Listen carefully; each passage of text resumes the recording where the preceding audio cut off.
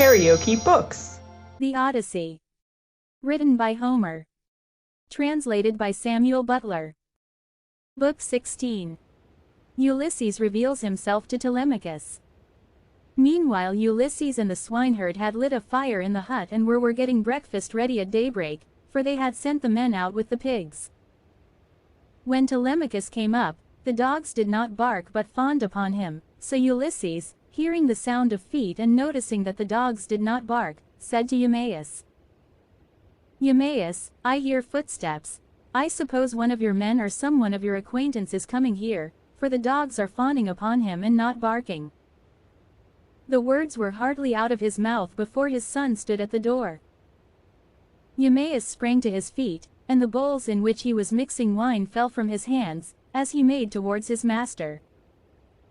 He kissed his head and both his beautiful eyes, and wept for joy.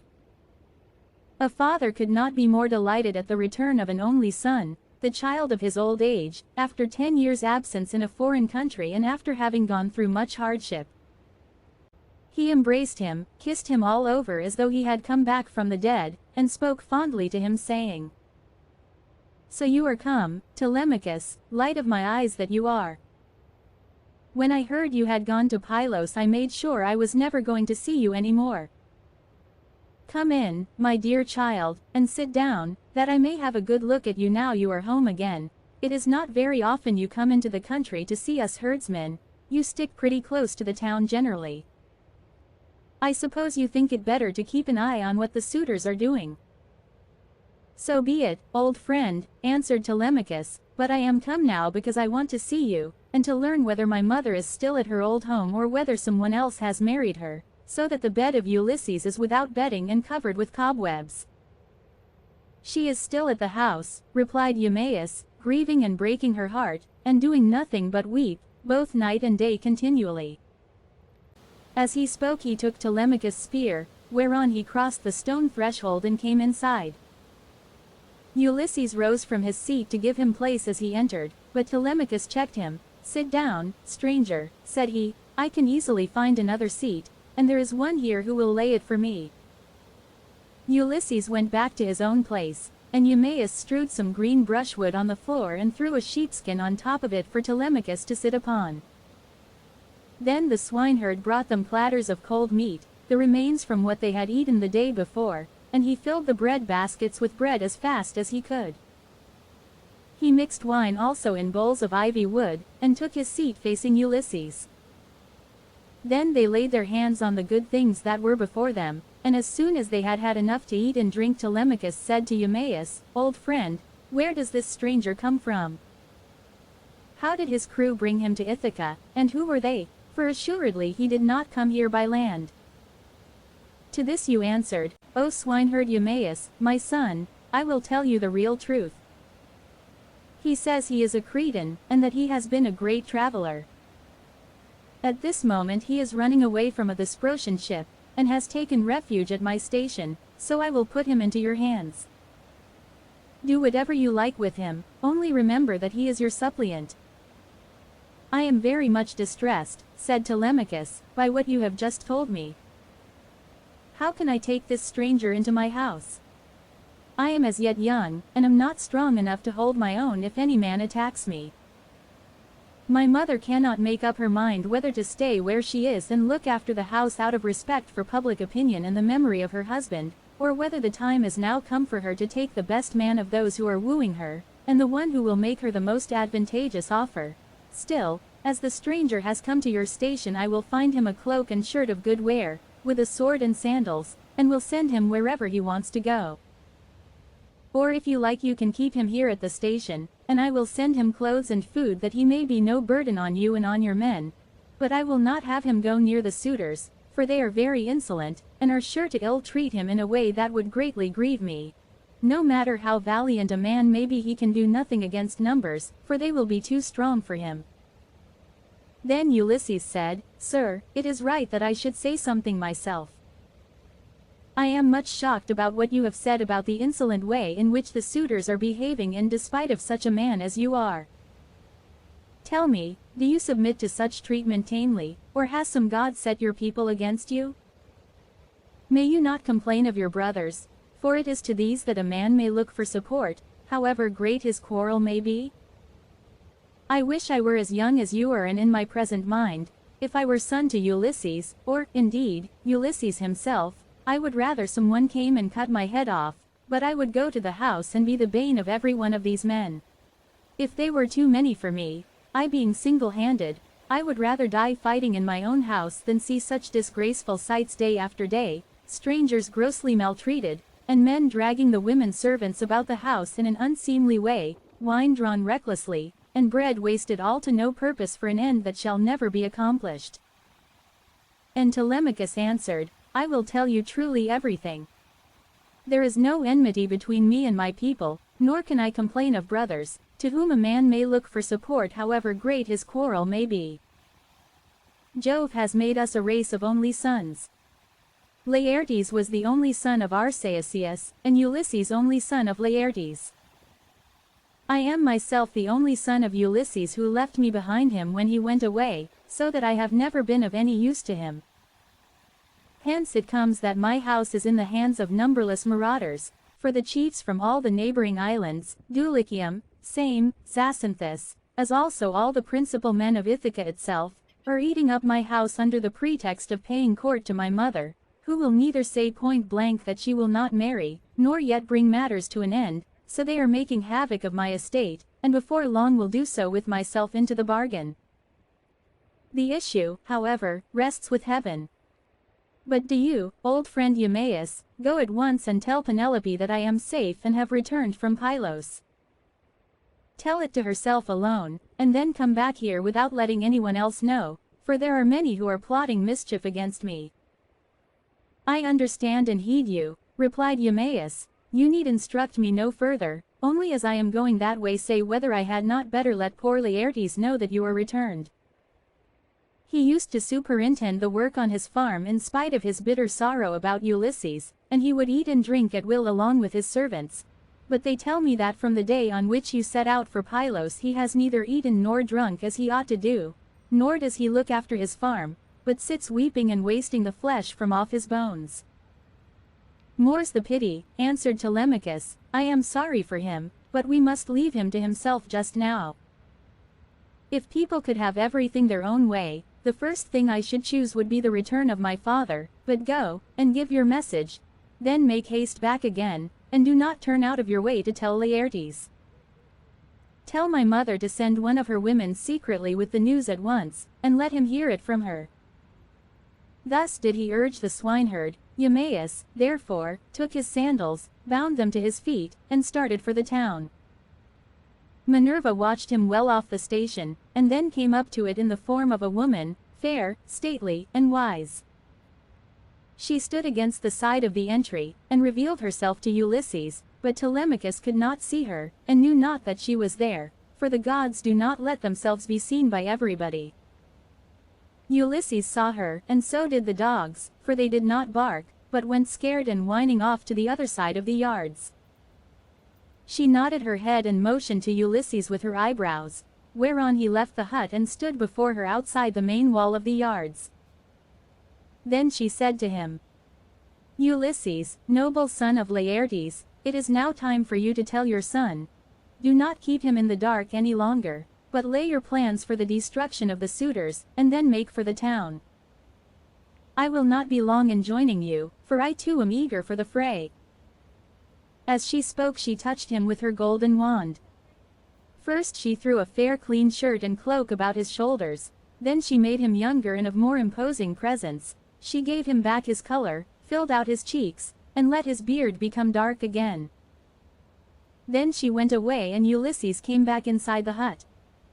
His son was astounded when he saw him, and turned his eyes away for fear he might be looking upon a god. Stranger, said he, how suddenly you have changed from what you were a moment or two ago. You are dressed differently and your color is not the same. Are you some one or other of the gods that live in heaven? If so, be propitious to me till I can make you due sacrifice and offerings of wrought gold. Have mercy upon me. And Ulysses said, I am no god, why should you take me for one? I am your father, on whose account you grieve and suffer so much at the hands of lawless men."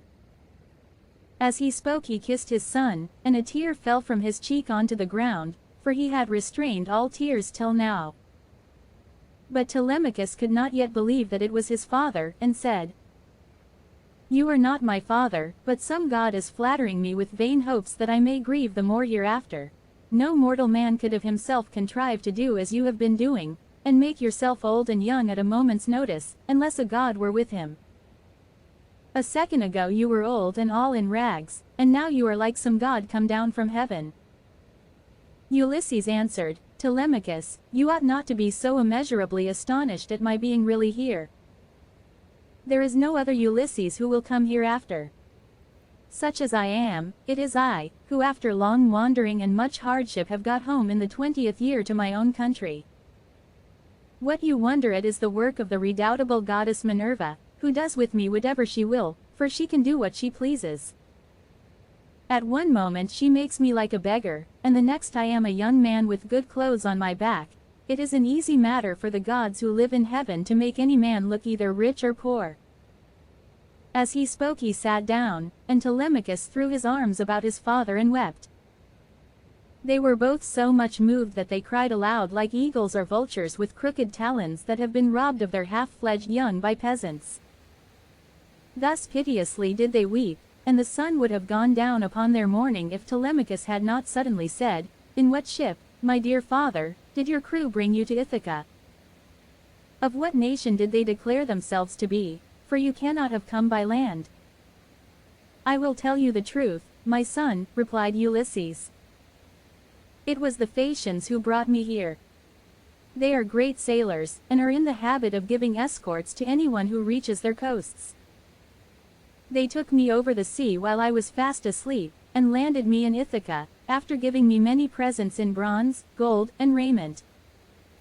These things by heaven's mercy are lying concealed in a cave, and I am now come here on the suggestion of Minerva that we may consult about killing our enemies. First, therefore, give me a list of the suitors, with their number, that I may learn who, and how many, they are. I can then turn the matter over in my mind, and see whether we too can fight the whole body of them ourselves, or whether we must find others to help us." To this Telemachus answered, "Father, I have always heard of your renown both in the field and in council, but the task you talk of is a very great one. I am awed at the mere thought of it. 2 men cannot stand against many and brave ones.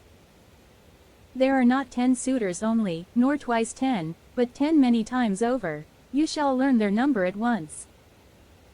There are 52 chosen youths from Dulichium, and they have 6 servants. From Same there are 24, 20 young Achaeans from Zacynthus, and 12 from Ithaca itself, all of them well born.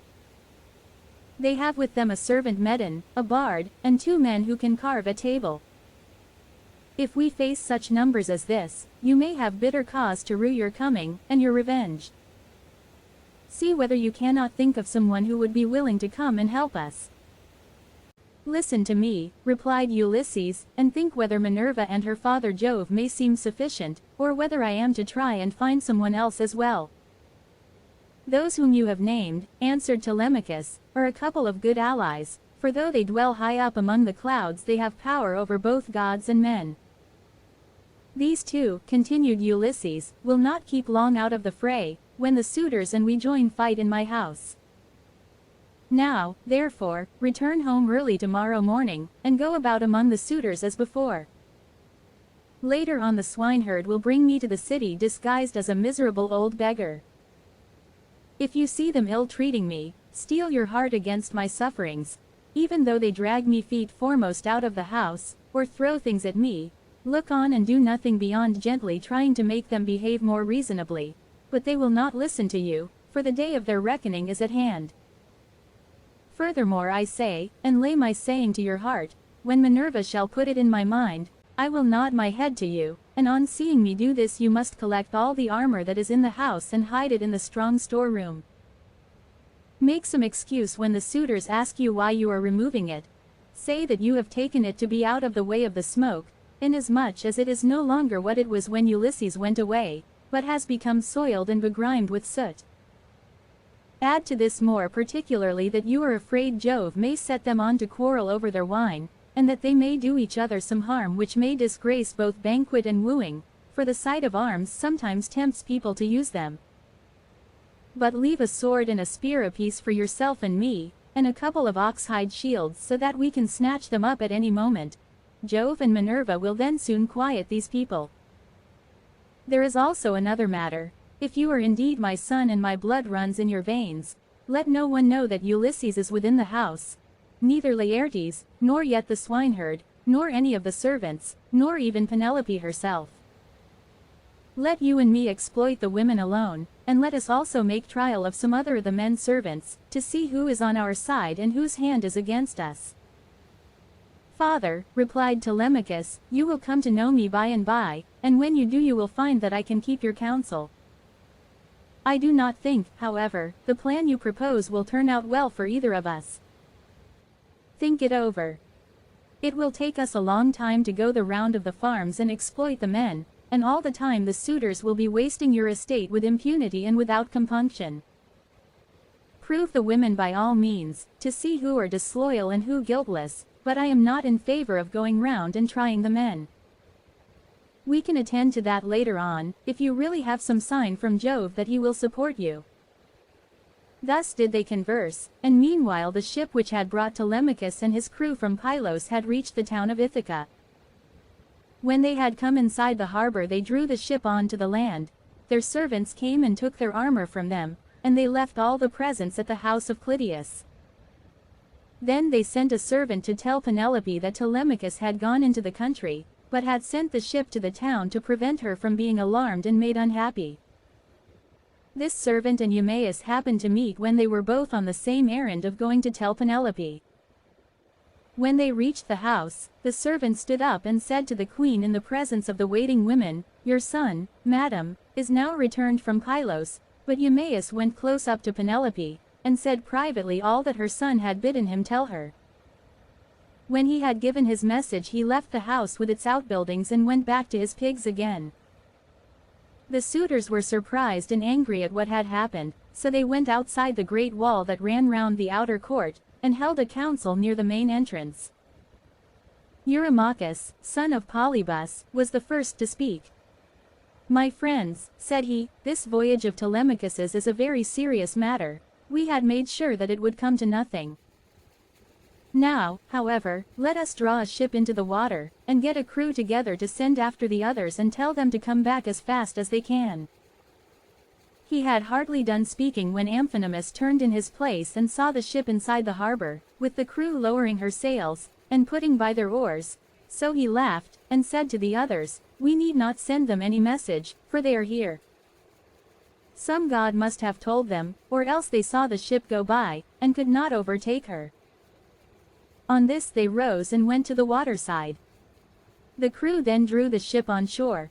Their servants took their armor from them, and they went up in a body to the place of assembly, but they would not let anyone old or young sit along with them, and Antinous, son of Eupides, spoke first. Good heavens, said he, see how the gods have saved this man from destruction. We kept a succession of scouts upon the headlands all day long, and when the sun was down we never went on shore to sleep, but waited in the ship all night till morning in the hope of capturing and killing him, but some god has conveyed him home in spite of us. Let us consider how we can make an end of him. He must not escape us. Our affair is never likely to come off while he is alive, for he is very shrewd, and public feeling is by no means all on our side. We must make haste before he can call the Achaeans in assembly. He will lose no time in doing so, for he will be furious with us, and will tell all the world how we plotted to kill him, but failed to take him. The people will not like this when they come to know of it. We must see that they do us no hurt, nor drive us from our own country into exile. Let us try and lay hold of him either on his farm away from the town, or on the road hither. Then we can divide up his property amongst us, and let his mother and the man who marries her have the house.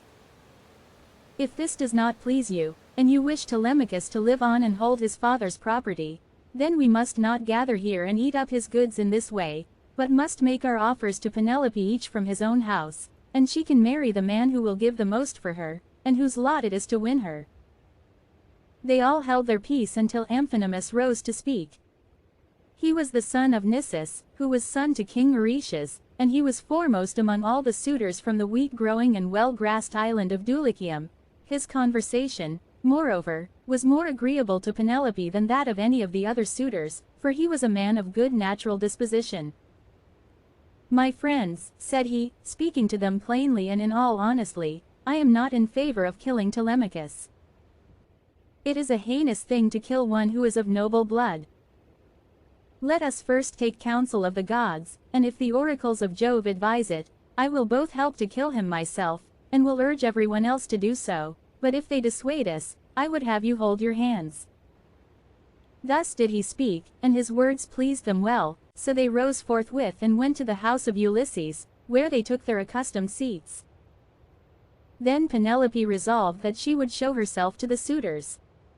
She knew of the plot against Telemachus, for the servant Medon had overheard their counsels and had told her. She went down therefore to the court attended by her maidens, and when she reached the suitors she stood by one of the bearing posts supporting the roof of the cloister holding a veil before her face, and rebuked Antinous saying, "Antinous, insolent and wicked schemer, they say you are the best speaker and counselor of any man your own age in Ithaca, but you are nothing of the kind.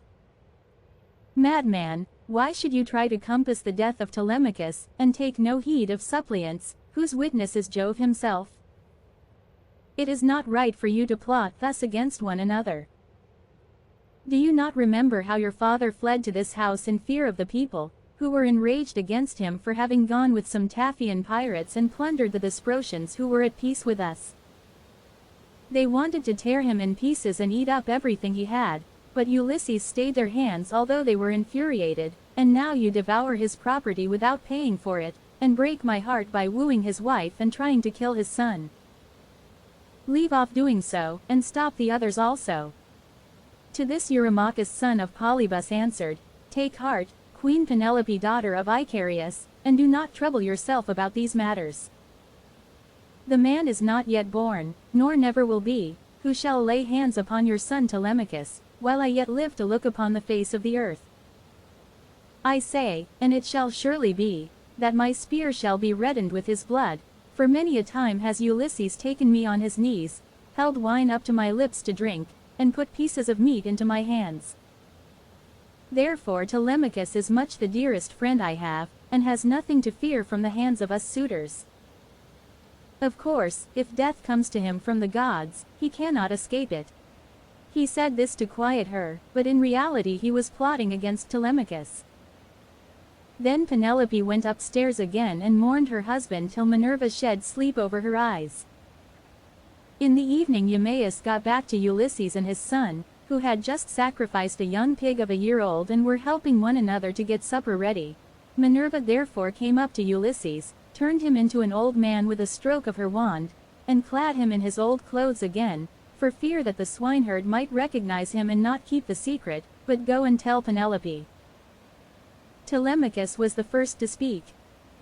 "So you have got back, Eumaeus," said he. "What is the news of the town? Have the suitors returned, or are they still waiting over yonder, to take me on my way home?" "I did not think of asking about that," replied Eumaeus, "when I was in the town. I thought I would give my message and come back as soon as I could. I met a man sent by those who had gone with you to Pylos, and he was the first to tell the news to your mother, but I can say what I saw with my own eyes. I had just got on to the crest of the hill of Mercury above the town when I saw a ship coming into harbor with a number of men in her. They had many shields and spears, and I thought it was the suitors, but I cannot be sure." On hearing this Telemachus smiled to his father, but so that Eumaeus could not see him. Then, when they had finished their work and the meal was ready, they ate it, and every man had his full share so that all were satisfied. As soon as they had had enough to eat and drink, they laid down to rest and enjoyed the boon of sleep. If you liked what you heard, please subscribe to the channel.